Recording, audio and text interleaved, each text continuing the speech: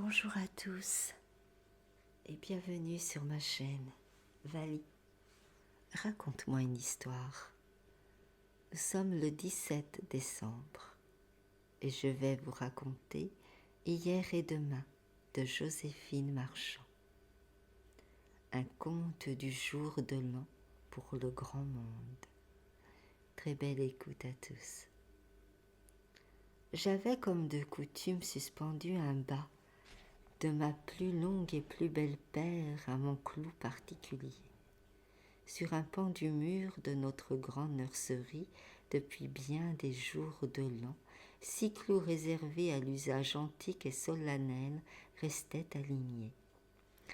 Ils y sont même encore, quoique la nurserie ait perdu son nom et son utilité. Ils y sont encore, persistants comme les bons souvenirs, accrochant parfois au passage le bout flottant d'un ceinturon, la dentelle d'une manche qui les effleure, comme pour remendier un peu de l'intérêt de jadis. Comme on devient maussade et moralisateur en vieillissant.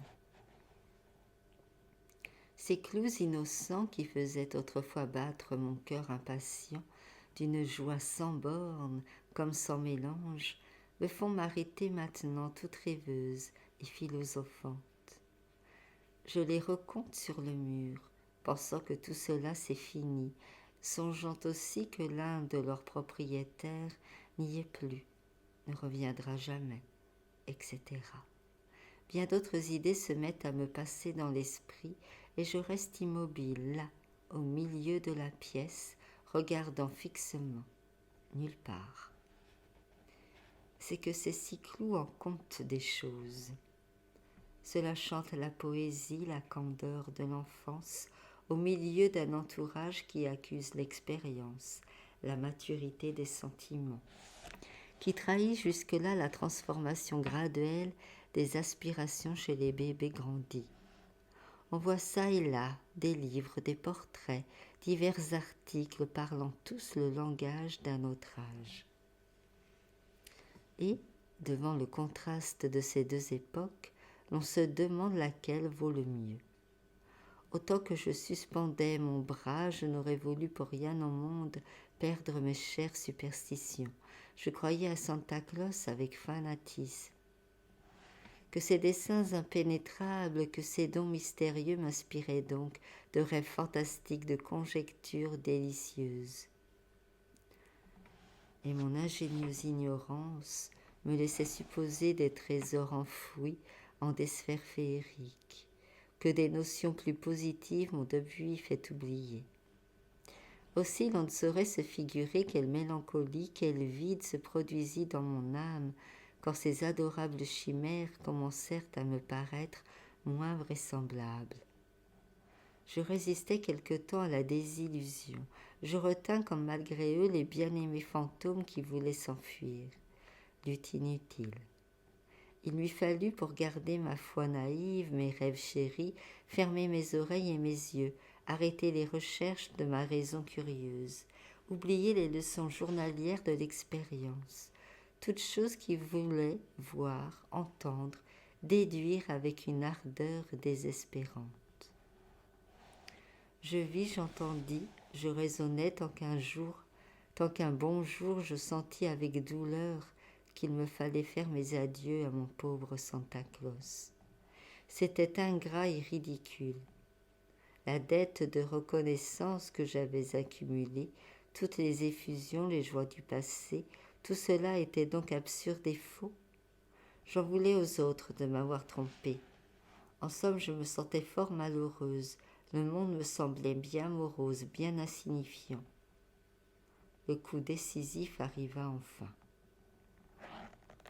Ce soir, malgré mes doutes, j'avais fait comme les autres, car il y avait derrière moi tout un petit peuple encore crédule, que je regardais avec un mélange d'ironie et d'envie. Après tout, qui sait, argumentai-je en moi-même, c'est peut-être toujours vrai. Le bon Dieu est bien bon et si puissant. Qu'est-ce qui empêche qu'il envoie lui-même directement son expert et fidèle Santa Claus, distribuer les récompenses à ses petits-enfants. Du reste, je vais bien voir. Mes yeux veilleront plutôt toute la nuit. Il faudra enfin que cela s'éclaircisse. S'il en vient un autre que l'envoyé du ciel, il ne m'échappera pas, celui-là. Ma surveillance, d'ailleurs, ne faisait pas que de commencer à s'exercer. Toute la journée, moi-même, j'avais voulu être portière.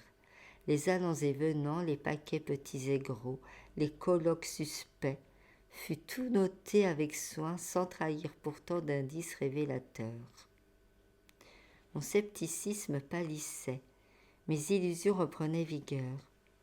Je vais bien voir, me répétais-je, tandis qu'on emportait la lumière, que les innocents qui m'environnaient se mettaient à ronronner et à marmotter des choses inintelligibles en leurs rêves d'or. Je vais bien voir.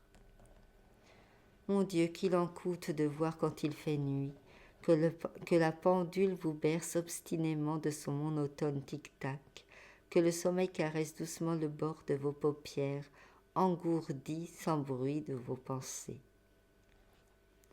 Mon Dieu, que c'est difficile de ne pas oublier son inébranlable détermination, de ne pas céder à la persuasive et commode logique du consonant Morphée. J'y mis pourtant toute mon énergie. Ma vigilance ne s'était pas ralentie pour la peine d'en parler, au moment où vers minuit l'on vint mettre dans le corridor la veilleuse, dont une lueur se projetait justement sur la rangée de nos bas encore vides. Je vais bien voir, fis-je avec un redoublement d'anxieuse émotion.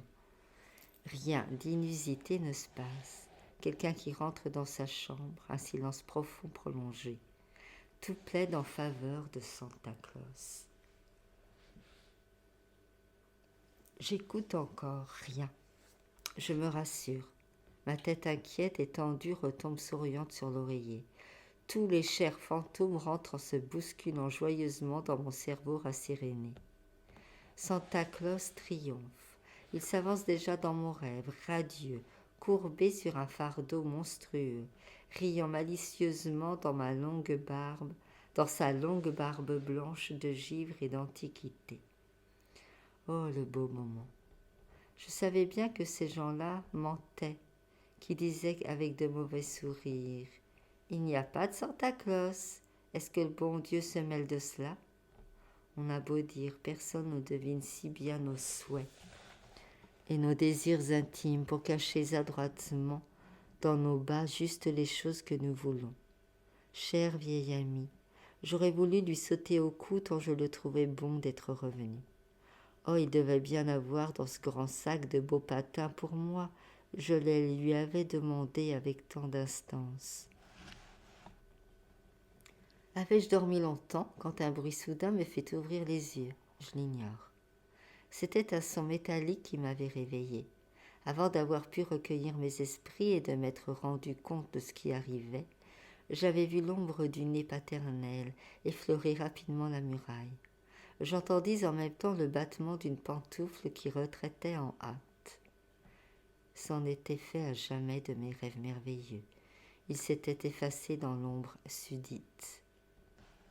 Il n'y eut pour me consoler de la décevante réalité que les patins que je trouvais dès l'aube, gisant sous mon clou particulier, et dont la chute intempestive m'avait si douloureusement éclairé sur le prosaïsme des choses d'ici-bas.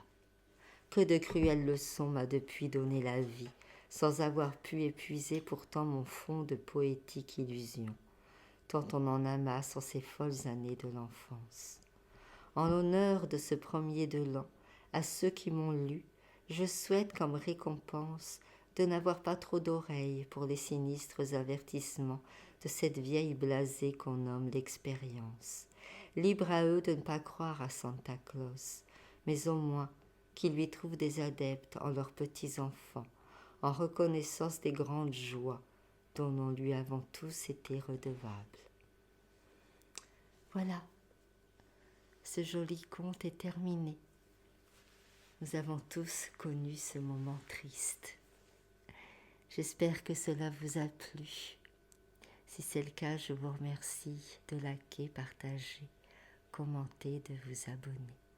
Je vous souhaite une très belle journée, une très belle soirée et je vous dis à demain.